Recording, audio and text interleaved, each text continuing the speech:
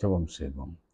அன்பும் இரக்கமுள்ள பரலோக பிதாவே, மனமகிழ்ச்சியான இந்த காலை வேளைக்காக நன்றியோடு ஸ்தோத்திரிக்கிறோம். காலை தோறும் கிருபை புதிதாக இருப்பதற்காக மக்கள் நன்றி செலுத்துகிறோம் ஆண்டவரே. அங்கும் இங்கும் நோய்கள், வியாதிகள், பலவீனங்கள், சோர்வுகள் வந்தாலும் கர்த்தர் அடைக்கலமும் பலனும் ஆபத்து காலத்து அனுகூலமான துணையாக இருக்கிறீர். அதற்காக ஸ்தோத்திரம் ஆண்டவரே. உன்னதமான ஒரு மறைவில் இருக்கிறவன் சர்வ வல்லவரின் நிழலில் தங்குவான். நான் கர்த்தரை நோக்கி நீரின் அடைக்கலம், என் கோட்டை, என் தேவன், நான் நம்பியிருக்கிறவர் என்று சொல்லுவேன். அவர் உன்னை வீடுடைய கண்ணுக்கும் பாழாக்கும் கொள்ளை நோக்கும் தப்புவிப்பார். அவர் தம்மை சிறகுகளாலே உன்னை மூடுவார். சட்டையின் கீழ் அடைக்கலம் புகுவாய். உன்னுடைய சத்தியம் உனக்கு பரிசையும் கேடகமாகும். இரவில் உண்டாகும் பயங்கரத்துக்கும் பகலில் பறக்கும் அம்புக்கும் இருளில் நடமாடும் கொள்ளை நோய்க்கும் மத்தியானத்தில் பாழாக்கும் சங்காரத்துக்கும் நீ பயப்படாதிருப்பாய். கர்த்தரின் மேய்ப்பராக இருக்கிறார், நான் தாட்சியேன். என ஒத்தாசை வரும் பருவதம் நேராக என் கண்களை எடுக்கிறேன். வானத்தை பூமியை உண்டாக்கின கர்த்தரிடத்திலிருந்து தாசி வரும். பரமண்டில் இருக்கிற எங்கள் பிதாவின் நாமம் பரிசுத்தப்படுவதாக. எல்லா தீங்குக்கும் விலக்கி எங்களை காத்துக்கொள்ளும். இயேசுவின் நாமத்தில் செபிக்கிறோம் நல்ல பிதாவே, ஆமேன். என் நாட்கள் முடியும் வரை, என் ஜீவன் பிரியும் வரை, என் சுவாசம் ஒழியும் வரை உம்மையே ஆராதிப்பேன் என்ற பாடலை நாம் பாடுவோம். என் நாட்கள் முடியும் வரை, என் ஜீவன் பிரியும் வரை, என் சுவாசம் ஒழியும் வரை உம்மையே ஆராதிப்பேன், உம்மையே ஆராதிப்பேன்.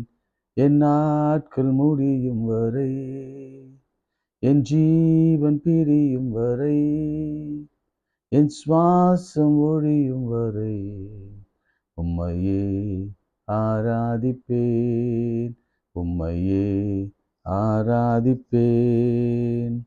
தாயின் கருவில் உருவாகும் முன்னே பேர் சொல்லி அழைத்தவர் நீரே. தாயினும் மேலாக அன்பு வைத்து எனக்காக ஜீவன் தந்தீரே.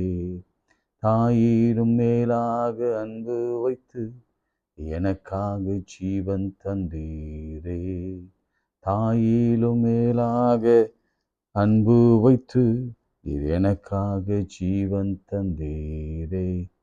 என் நாட்கள் முடியும் வரை, என் ஜீவன் பிரியும் வரை, என் சுவாசம் ஒழியும் வரை உம்மையே ஆராதிப்பேன், உம்மையே ஆராதிப்பேன். எத்தனை முறை இடறினாலும் அத்தனையும் மன்னித்தீரே. நன்மையும் கிருபையும் தொடர செய்து மீண்டும் நடக்க வைத்தீரே. என் நாட்கள் முடியும் வரை, என் ஜீவன் பிரியும் வரை, என் சுவாசம் ஒழியும் வரை உம்மையே ஆராதிப்பேன், உம்மையே ஆராதிப்பேன், உம்மையே ஆராதிப்பேன். கைகளை வைத்து உம்மை ஆராதிப்பேன், உம்மை ஆராதிப்பேன், உம்மை ஆராதிப்பேன், உம்மை ஆராதிப்பேன். என் நாட்கள் முடியும் வரை, என் ஜீவன் பிரியும் வரை, என் சுவாசம் ஒழியும் வரை உம்மையே ஆராதிப்பேன், உம்மையே ஆராதிப்பேன். ஆண்டவரே, நீ இல்லாத நாள் எல்லாம் நாள் அல்ல. ஒரு பக்தன் இப்படியாக பாடினான், நீரில்லாத நாளெல்லாம் நாளாகுமா, நீரில்லாத வாழ்வெல்லாம் வாழ்வாகுமா, நீரில்லாத நாளெல்லாம் நாளாகுமா, நீரில்லாத வாழ்வெல்லாம் வாழ்வாகுமா. இரக்கமுள்ள ஆண்டவரே, அன்ன தினம் கிருபை எங்களை தொடர்ந்து கொண்டிருக்கிறது. ஸ்தோத்திரம். எத்தனை முறை நாங்கள் இடறினாலும், விசுவாசத்திலே குன்றி போனாலும், கேள்விகளை எழுப்பினாலும், எங்கள் உபத்திரவத்தின் மத்தியிலே, வேதனையின் மத்தியிலே வாய் பிசகி எத்தனையோ தடவை பேசினாலும் இந்த அன்பு எங்களை விட்டு விலகாமல் இருக்கிறதுக்காக ஸ்தோத்திரம். இந்த காலை வேளையில அவசரத்துல, அவசியத்துல, ஆபத்துல, வேதனையில, கடன்ல, குழப்பங்களில, தேவையில்லாத பிரச்சனைகளில மத்தியில் இருக்கிற ஒவ்வொரு பிள்ளைகளுக்கும் ஆண்டவராகிய இயேசு கிறிஸ்துவின் நாமத்தினாலே ஒரு விடுதலை கொடுப்பீராக. குழந்தை பிறக்கட்டும், வேலை கிடைக்கட்டும், திருமணமாகட்டும். ஆண்டவரே, எல்லா பிளட் சாம்பிள் ரிசல்ட்டும் இயேசுவின் நாமத்திலே நார்மலாக மாறட்டும். எல்லா துதிக்கான மகிமைக்கு சொல்லும் இயேசுவின் நாமத்தில் செபிக்கிறோம் பிதாவே, ஆமென். பிரியமானவர்களே, நேற்றைய தினத்துல ஒரு இன்ட்ரெஸ்டிங் டாபிக், யார் ஆண்டவரை முந்தி ஃபர்ஸ்ட் பிறந்த பொழுது பார்த்தது என்ற ஒரு கேள்வி. நம்ம எல்லாருக்கும் அந்த விடை தெரியும். இருப்பினும் அதனுடைய முக்கியத்துவம் என்ன என்பதை குறித்து நாம பார்த்தோம். மெய்ப்பொருளுக்கு முதலாவது கர்த்தருடைய வெளிப்பாடு, பிறந்த போது அவரை பார்க்கிற கிருபை முதலாவது தேவ தூதர்கள் வழியாக மெய்ப்பொருளுக்கு கொடுக்கப்பட்டது. அவங்க மிகுந்த சந்தோஷம் அடைந்தார்கள். அதுதான் வேதம் சொல்லுகிறது. மிகுந்த சந்தோஷம் அடைந்து அவர்கள் தேவனை பிரசித்தம் பண்ணினார்கள். இன்னைக்கு கூட காலையில் ஆண்டவர் கொடுக்கிற ஒரு வார்த்தைன்னா மிகுந்த சந்தோஷம். பயப்பட வேண்டிய அவசியமே இல்லை. ஏனென்றால் இயேசு நமக்காக பிறந்திருக்கிறார். அவர் அப்படியே நம்புங்க. எல்லா இடர்பாடுகளில் இருந்தும், எல்லா பிரச்சனைகளிலிருந்தும் நம்மை தூக்கி எடுத்து நிறுத்துறவர் தான். நீங்கள் அதை விட்டு வெளியே வந்து நிற்கும்போது தான் என் ஆண்டவரை அன்பை நீங்கள் புரிந்து கொள்ளுங்க. கொஞ்சம் கண்ணை மூடுங்க. இதுவரைக்கும் நமக்கு இருந்த எவ்வளோ பெரிய சோதனைகள், எவ்வளோ பெரிய வியாதிகள், எத்தனை பெரிய மரண இருள் பள்ளத்தாக்குகளில் நாம் நடந்த போது கர்த்தர் நம்மோடு இருந்து நம்ம எப்படி ஜீவனோடு காத்திருக்கிறார் என்பதை நம்ம யோசித்தோம்னா, நம்ம அதை எழுத போனால் வார்த்தைகள் போதாது, புத்தகங்கள் போதாது, இன்னும் எழுதி கொண்டே போகலாம். அத்தனை அற்புதங்கள் செய்தார். சரி, ஓகே. நன்றி உள்ள இருதயத்தோடு நாம் இருப்போம், நன்றி செலுத்துவோம். கர்த்தர் எப்போதும் நம்மோடு கூட இருக்கிறார். நம்ம விட்டு ஒருபோதும் விலக மாட்டார். நாம விலக நினைத்தாலும் அவர் நம்மை விட்டு விலக மாட்டார். கவலைப்படாதிருங்கள். இரண்டாவதாக யார் பார்த்தது அப்படின்னு ஒரு குரோனாலஜிக்கலா நம்ம இந்த பைபிள் ஸ்டடியை அல்லது பர்த் ஆஃப் ஜீசஸ் கிரைஸ்டை நம்ம ஆராய்ச்சி செய்யலாம். சரி, ஃபர்ஸ்ட் டே டிசம்பர் 25. அதுவே தவறு. எந்த தேதி என்று சரியா யாராலும் கணிக்க முடியாது. ஆனால் ஒரு குளிர் காலம் என்று மாத்திரம் நமக்கு சொல்லப்பட்டிருக்கிறது. பிற்படும் காலங்களிலே அவங்க எல்லாவற்றையும் ஆராய்ந்தறிந்து இந்த நாட்களிலே தான் பிறந்திருப்பார் என்ற ஒரு செய்தியை அவர்கள் முன்வைத்தார்கள். சரிங்க, அதையும் நான் உங்களுக்கு சொல்லிதான் ஆக வேண்டும். இதையும் நீங்கள் புரிந்து கொண்டு தான் ஆக வேண்டும். இதையும் நீங்கள் ஏற்றுக்கொண்டு தான் ஆக வேண்டும். அதனால நம்ம கிறிஸ்துமஸ் நாள் கொண்டாடக்கூடாது என்பதாக நான் சொல்லவில்லை. காரணம் என்னன்னா, நிச்சயமாகவே ஆண்டவர் பிறந்தார், அதுதான் நமக்கு முக்கியம் இல்லை? அவர் தினந்தோறும் நம்மோடு கூட பிறக்கட்டும், தினந்தோறும் அவரை நம்ம பார்க்கிற கிருபையை கர்த்தர் நமக்கு கொடுக்கட்டும். சரி, இப்போ ரெண்டாவது என்ன நடக்குதுன்னு நம்ம பார்க்கலாம். ரெண்டாவது, லூக்கா எழுதின நற்செய்தி நூல் 2ஆம் அதிகாரம் 24ஆம் வசனத்திலிருந்து, இப்போ இயேசு கிறிஸ்து பிறந்த ஃபர்ஸ்ட் டே, அதுக்கப்புறம் முன்னணியில் பிறந்தார், அதுக்கப்புறம் பிள்ளையை சுற்றினாங்க. அதன் பிறகு கொஞ்ச நாட்கள் கழித்து அவங்க திரும்பவும் தன் சொந்த ஊருக்கு அவர்கள் புறப்பட்டு போய்விட்டார்கள். சரிங்களா? அப்படி புறப்பட்டு போய்விட்ட பிறகு மறுபடியும் 8ஆவது நாள் 8வது நாள் தேவ ஆலயத்திற்குள்ளே அவர்கள் வருகிறார்கள். இதுதான் இங்க பார்க்கிறோம். கர்த்தருடைய நியாயப்பிரமாணத்தில் சொல்லியிருக்கிறபடியே 24ஆம் வசனம், விருத்த சேதனம். விருத்த சேதனம். சரி, அதுக்கு முன்னாடி நான் வாசிக்கிறேன். 21ஆம் வசனம், 21, லூக் 2:21. பிள்ளைக்கு விருத்த சேதனம் பண்ண வேண்டிய 8ஆம் நாளிலே, அது கர்ப்பத்தில் உற்பவிக்கிறதற்கு முன்னே தேவதூதனால் சொல்லப்பட்டபடியே அதற்கு இயேசு என்று பெயரிட்டார்கள். 8th day. 8th day, it's very very very very important day. என்னங்க இம்பார்ட்டன்ட் டே என்று சொல்ல, நான் ஏற்கனவே சொன்னேன், கிறிஸ்து பிறக்கிற தேதியை பயங்கர யோசனை பண்ணி தான் அவங்க அதை ஃபிக்ஸ் பண்ணாங்க. இப்போ இன்னொரு உண்மையும் சொல்கிறேன். நமக்கு எல்லாருக்கும் இன்னைக்கு டிசம்பர் 25, 27, இன்னும் 28, 29, 30 இன்னும் நாட்களிலே நம்ம புதிய வருடத்துக்குள்ளே போகிறோம்.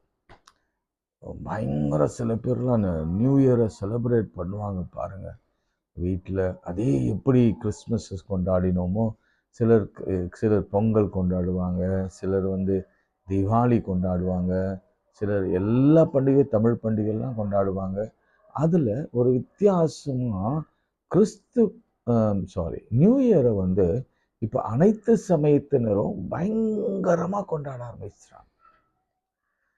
கிறிஸ்தவர்களை காட்டிலும், கிறிஸ்தவ ஆலயங்களை காட்டிலும், கிறிஸ்தவ ஆலயங்களுக்கு போகிற விசுவாசிகளை காட்டிலும், கிறிஸ்தவரை காட்டிலும், பிற சமயத்துக்கு போகிற சபை கோயில்களில கூட்டம் நிரம்பி வழிகிறது.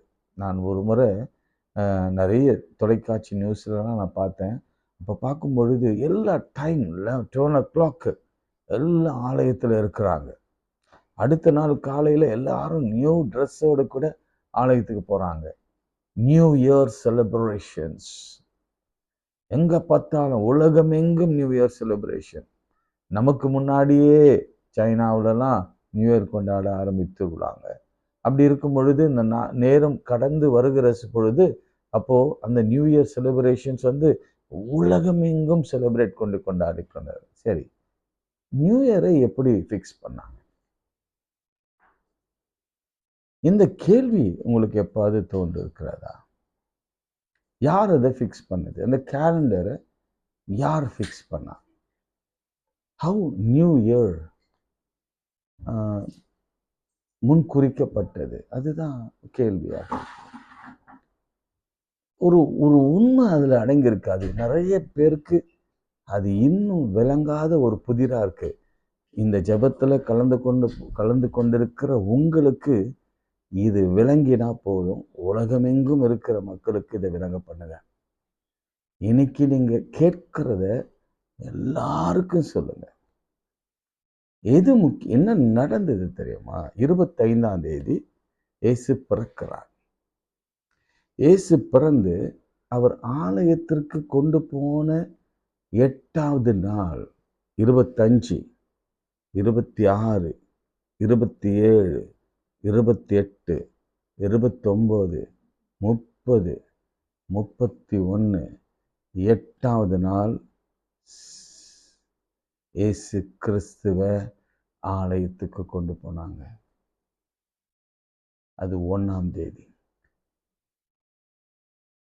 ஃபர்ஸ்ட் 25லேருந்து நீங்கள் கணக்கு பண்ணுங்க. ஒருவேளை 30 இருந்தால் 1ஆம் தேதி. இப்போ எது முக்கியம்னா, இயேசு கிறிஸ்து ஆலயத்திற்கு கொண்டு போன நாள், உலகத்திற்கே அறிவிக்கப்பட்ட நாள், ஆலயத்திலே விருத்த சேதனம் பண்ணப்பட்ட நாள், ஆலயத்திலே அவருக்காக பலிகளை செலுத்தின நாள், ஆண்டவர் இயேசு கிறிஸ்து தான் உலக ரட்சகர் என்று பெயர் வைக்கப்பட்ட நாள். அதை பாருங்க, அந்த வசனத்தை பாருங்க, எக்ஸைட்மெண்டா இருக்குல்ல. அதற்கு இயேசு என்று பெயரிடுவாயாக. இயேசு என்றால் உலகத்தின் பாவத்தை சுமந்து தீர்க்கிற இரட்சகர், தேவ ஆட்டுக்குட்டி. 1ஆம் தேதியினுடைய ரகசியம் என்னன்னா, இம்பார்ட்டன்ட் என்னன்னா, 1ஆம் தேதியுடைய முக்கியத்துவம் என்னன்னா, முதல் தேதியினுடைய முக்கியத்துவம் டிசம்பர் கழித்து ஜனவரியின் முக்கியத்துவம் என்னன்னா, அது ஏதோ கேலண்டர்ல 1 ஜான்வரி அப்படின்பதல்ல. இதெல்லாம் இந்த கேலண்டர்லாம் ரோமன் எம்பையர்ஸ்ல உருவாகுனதற்கு காரணமே, எப்படி உருவாக்கணும், ஆவியானவர் அவளுக்குள்ளே கிரியை செய்து இயேசு கிறிஸ்துவின் பிறப்பு, அதன் பிறகு 8வது நாள் அவருடைய பிரதிஷ்டை, அந்த பிரதிஷ்டை சமயத்தில் அவருக்கு வைக்கப்பட்ட பெயர், அதன் பிறகு அவர் தேவாலயத்திலே பிரகடனப்படுத்தப்பட்ட நாள், உலகுக்கு அவர் வந்து விட்டார், இனி உலகம் எல்லாம் மகிழ்ச்சியில் இருக்கும், உலகத்திலே எல்லா வியாதிகளும் மறையும், உலகத்திலே தோல்விகள் மாறும், உலகத்தில் இருக்கிற எல்லா பிரச்சனைகளுக்கு ஒரு முடிவு, உலகத்தில் காணப்படுகிற பாவங்களுக்கு ஒரு முடிவு, உலகத்தில் காணப்படுகிற சாபங்களுக்கு ஒரு முடிவு எந்த நாளில் ஆரம்பிக்குதுன்னா, அந்த 8வது நாளிலே 1ஆம் தேதி ஜனவரி மாதம் ஆரம்பிக்கிறது. அதுதான் அதனுடைய முக்கியத்துவம். நீங்க கூட 1ஆம் தேதி சர்வீஸ்ல உக்காந்தீங்கன்னா நீங்க அதை சொல்லித்தான் ஜெபம் பண்ணணும். ஆண்டவரே, new year it's not special because it is January 1st. It's special because Jesus Christ is consecrated and Jesus Christ was circumcised in the temple of the God, presented before Simeon in the temple. இயேசு கிறிஸ்துவை அறிமுகப்படுத்தின நாள், உலகக்கே அறிமுகப்படுத்தின நாள் தான் முதல் தேதி. அதுதான் அதனுடைய முக்கியத்துவம். அதை ஏற்றுக்கொள்ளாம எத்தனையோ பேர் happy new year, happy merry, happy new year, happy new year. நாம கிறிஸ்துவலாகிய நாம விசுவாசோடு சொல்ல வேண்டிய விஷயம் தெரியுமா? இயேசு தாங்க ஹாப்பி நியூ இயர். இயேசுடைய பிறப்பு தான் இயேசுனுடைய வளர்ப்பு தான், இயேசு கிறிஸ்துவின் பெயரிடப்பட்டது தான், இயேசு கிறிஸ்து ஆலயத்துக்கு சென்றது தான், இயேசு கிறிஸ்து கண்களை திறந்து ஆலயத்தை பார்த்தது தான். Happy new year. இன்னைக்கு மறப்பீங்களா? அதுதான் முக்கியம். அதனால் அந்த ஆலயத்திற்கு போவதை, அந்த நாளில் போவதை நீங்கள் நிறுத்தாதீங்க. சரி, இந்த ஒரு இன்ஃபர்மேஷனோட கூட ஒரு சின்ன குறிப்பை நான் சொல்லி நான் செபிக்க விரும்புகிறேன். ஏன்னா ரொம்ப இருந்தாலும் நீங்கள் எல்லாவற்றையும் மறந்து போயிடுவீங்க. அதனால் இப்போது நியாய பிரமாணத்திற்கு சொல்லியிருக்கிறபடியே ஒரு ஜோடு காட்டுப்புறாவாவதும் 2 புறா குஞ்சுகளாவதும் பலியாக செலுத்தவும் அவர்கள் எருசலேமுக்கு கொண்டு போனார்கள். பிறந்த குழந்தையை கொண்டு போகிறாங்க எருசலேமுக்கு. இங்கே ஏழை அப்படின்னு சொல்லி விளங்க பண்ணுகிறது இல்லை. They are very poor because நல்ல பணக்காரங்க வந்து ஆட்டுக்குட்டிகளை, பழுதட்ட ஆட்டுக்குட்டிகளை பலி செலுத்துவாங்க. ரொம்ப ஏழைங்க புறா குஞ்சுகளை தான் பலி செலுத்துவாங்க. நான் சொல்கிறேன், இன்னைக்கு ஏழையாக இருக்கிற உங்களுக்கு தான் கிறிஸ்மஸ். ஏன் அப்படி சொல்கிறீங்க? இயேசு கிறிஸ்து பணக்காரரோடு தன்னை ஐடென்டிஃபை பண்ணி கொள்ளவில்லை, பணக்காரரோடு கூட தன்னை இணைத்து கொள்ளவில்லை. பணக்காரனுக்காக நான் வரல என்று ஆண்டவர் எத்தனையோ முறை சொல்லியிருக்கிறார். நான் வந்தது என்ன தெரியுமா? ஏழையோட ஏழையா. எங்க நின்று இருப்பாங்க நீங்க யோசிச்சு பாருங்க. புறாவை பலி செலுத்த ஒரு கூட்டம் நின்று இருக்கும், ஆடுகளை பலி செலுத்த ஒரு கூட்டம் நின்று இருக்கும், பிரதான ஆசாரியன் ஒரு கூட்டம் வைத்திருப்பான், அல்லது பெரிய கழுதைகளை, ஆடுகளையும் ஒட்டகங்களையும் பலி செலுத்துகிற கூட்டங்கள் அங்கே இருக்கும். ஆனா இங்க நின்று கொண்டிருந்தவங்க எல்லாரும் ஏழைகள். அவர்களோடு கூட என் ஆண்டவர் இயேசு கிறிஸ்து நின்றார். இன்னைக்கு நான் சொல்றேன், நம்ம மாதிரி ஏழைகளோட தான் கர்த்தர் நிற்பாருங்க. அவருக்கு அந்த அவர் பிறந்த பொழுது அவருடைய பெற்றோரிடத்துல பணம் இல்லை, அவருக்காக வாங்கி பலி செலுத்த பணம் இல்லைங்க, பணம் இல்லை. ஆனா அவர் யாரு? ஏக சக்கராதிபதி. அவர் யாரு? சர்வலோகத்து வானத்தில் உள்ளவைகளும் பூமியின் ஆழத்தில் உள்ளவைகளும் அவருடையது. ஆனா அவர் யாரோடு தன்னை ஐடென்டிஃபை பண்ணி கொண்டார் தெரியுமா? யாரோடு கூட தன்னை அவர் இணைத்து கொண்டார் தெரியுமா? உங்களையும் என்னையும், நான் ஏழையாக இருக்கிற உங்களையும் உங்களோடும் கூட என்னோடு கூட அவர் ஐடென்டிஃபை பண்ணி கொண்டார். அவருக்கு தெரியும் எப்பொழுது நம்மை உயர்த்தணும், எப்பொழுது நம்முடைய கடன்களிலிருந்து விடுதலை ஆக்கணும், எப்பொழுது நம்முடைய உயர்வான இடங்களில கொண்டு போய் சேர்க்கணும். அதுக்காக தான் ஆண்டவர் பிறந்தார். நீங்க வேணா சொல்லுங்க, வரலாற்றுல ஆண்டவர் பிறந்த பிறகுதான் ஏழை பணக்காரனாக மாறினான், சிக்கானவன் சுகமானா, மரித்தவன் உயிரோடு இருந்தான், பிசாசு பிடித்திருந்தவன் தெளிந்த புத்தியெல்லாம் உட்கார்ந்தான், உடல் உறுப்புகளில் பாதிக்கப்பட்டவன் உடல் உறுப்புகளை திரும்ப பெற்றுக்கொண்டான், செத்து போனவன் உயிரோடு வந்தான். அவர் இயற்கைக்கு மேல அதிகாரம் கொடுத்தாரு. இயேசு கிறிஸ்துவுக்கு பிறகுதான் நம்ம ஆண்டவர். இன்னொரு காரியத்தை நான் சொல்லி நாளைக்கு நான் தொடர விரும்புகிறேன். அப்போது சிமியோன் என்னும் பேர் கொண்ட ஒரு மனுஷன் எருசலேமில் இருந்தான். ஏற்கனவே பேசினதுதான், ஒரே ஒரு காரியத்தை மட்டும் ஆவியானவர் என்று பேசும்படி என் மனதில் போட்டதுனால அதை சொல்லிவிட்டு நான் ஜெபிக்க விரும்புகிறேன். நீதியும் தேவபக்தியும் உள்ளவனாய் இஸ்ரவேல் ஆறுதல் வர காத்திருந்தான்.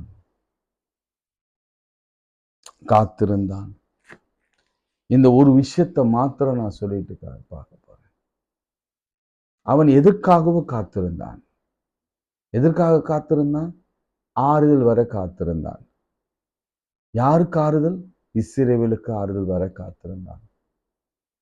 அவன் வயசானவன், அவன் வாழ்க்கையில ஏதோ ஒரு தேவை உண்டு, ஏதோ ஒரு ஆறுதல் இல்லை, சமாதானம் இல்லை, சந்தோஷம் இல்லை, மகிழ்ச்சி இல்லை, ஏதோ ஒரு வெற்றிடம் இருக்கிறது. இன்னைக்கு வயசானவங்களோ சிறியவங்களோ பெரியவங்களோ அல்லது குழந்தைகளோ தெரியாது, ஏதோ வர நாம் காத்திருக்கிறோம். கிறிஸ்துமஸ் அதுதான். எதுக்காக நீங்க காத்திருக்கிறீங்க? ஆண்டவர் வரணும், அதுதானே உங்கள் அன்பு, உங்களுடைய தேடல். ஏதோ ஒரு ஆறுதல் வர நம்ம காத்திருக்கிறோம். இதுதான் எக்ஸ்பிளனேஷன். இதுதான் இன்னைக்கு கர்த்தர் கொடுக்கிற. ஏதோ வர நாம் காத்திருக்கிறோம். ஆறுதலோ, சுகமோ, ஆரோக்கியமோ, அல்லது கடனிலிருந்து விடுதலையோ, திருமணமோ, வேலையோ, குழந்தை பேரோ, திருமணத்தில் இணைய போகிற காரியங்களோ, வேலை வாய்ப்போ, அல்லது நமக்கு சொத்தோ, பிள்ளைகளின் கல்வியோ, ஜெயமோ, பரீட்சையில பாஸோ, வேலைக்கான உயர்வோ, விசாவோ, ஏதோ வர காத்திருக்கிறோம். எப்போது நடக்கும்? எத்தனை வருஷம் அவர் காத்திருந்தார்? 84 வயது. யாருக்கு? அன்னாளுக்கு. சிமியோன் அன்னாளோட பெரிசா இருந்திருப்பாரா, சிறிசா இருந்தப்பா தெரியல. அவருடைய ஏஜ் அங்க போடப்படலை. ஆனா வயது சென்றவர். அவர் சொன்னார், இனி என்னை எடுத்துக்கொள்ளுங்க அப்படின்னா ஆல்மோஸ்ட் 90s இருப்பார். 80s 90s இருப்பார். அவருக்கு ஒரு ஏக்கம், எனக்கு நான் இதை பார்க்க. நிறைய பெற்றோர்கள் சொல்லுவாங்க, என் பேரனை பார்த்துட்டு நான் செத்துடுறேன். நிறைய தாய்மார் சொல்லுவாங்க, என் மகளுடைய கல்யாணத்தை பார்த்துட்டு என் உயிர் போனா போதும். எங்க அம்மா சொன்னாங்க, என் பிள்ளைகளுடைய கடன்லாம் அடைஞ்சிட்ட பிறகு நான் இருந்தா ரொம்ப நல்லா இருக்கும். எல்லா பெற்றோருக்கும், எல்லா பிள்ளைகளுக்கும், எல்லா கணவனுக்கும், எல்லா மனைவிக்கும், எல்லா பிள்ளைகளுக்கும் ஏதோ ஒரு காரியம் நிறைவேறினா, பார்த்துட்டா, அது முடிவடைந்தா மிகுந்த சந்தோஷம், சமாதானத்துக்குள்ள பிரவேசிப்போம்.